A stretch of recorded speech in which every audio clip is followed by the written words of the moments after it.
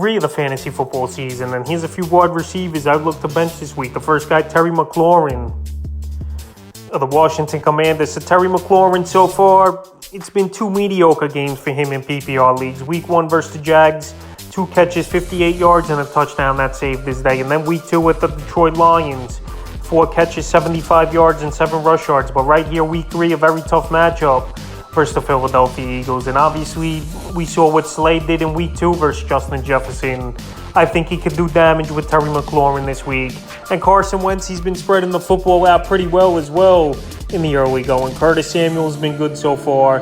Jahan Dotson, he's been great with 3 touchdowns. And Logan Thomas is look healthy and ready to go. And some J.D. McKissick out of the backfield as well. So right here, Carson Wentz has different weapons on this team. It's not a one-man show trying to feed force Terry McLaurin. And with Slay on him in this ball game, I think it's going to be tough to sail in.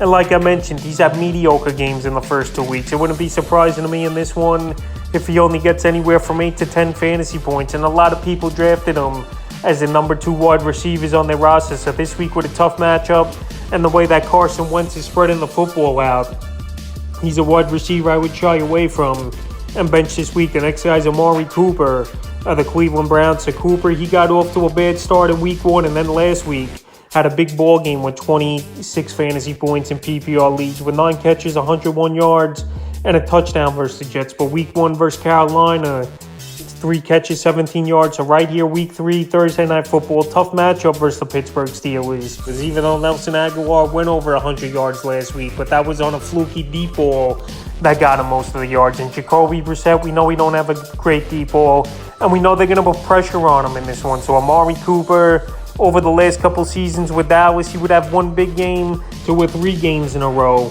he would disappear. So right here this week versus the Steelers, I only see him getting 50, 60 yards and not doing much of anything. It's going to be a tough matchup. Cooper, he's definitely lost his step over the last couple seasons. Yes, last week it was good to see him have a good game, but that was a young Jets secondary. This Steelers secondary obviously very good and led by Minkah Fitzpatrick here. So I think it's a tough game for Cooper.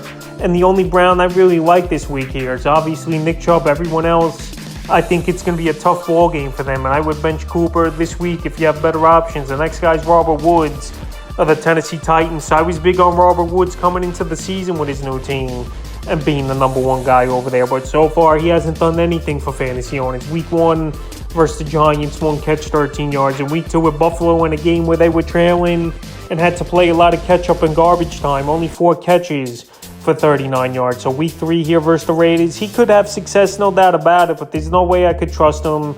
And he's been dropped over the last 2 weeks in 15% of fantasy leagues here. This team looks lost on offense. Their offensive line is banged up. Taylor Lewan, their best O-lineman, he's probably out for the season here, which doesn't bode well for Tannehill getting time to hit his wide receivers. And we know Robert Woods, he was never a deep ball threat. He was more of the middle of the field slant route and a guy underneath route. So right now, this offense is in shambles. Derrick Henry hasn't looked good as well. And Robert Woods, there's no reason to start him this week here unless you're in the deepest of leagues or you got tons of injuries or something. But right here, he's an easy wide receiver to bench this week. The next guy is Chase Claypool of the Pittsburgh Steelers. So yeah, I could see Claypool have a decent game this week here versus the Cleveland Browns, but I'm not going to count on it. In the first 2 games, he's been pretty much doing nothing. Week 1 at Cincinnati, 6 rush attempts, 36 yards, 4 catches for 18 yards.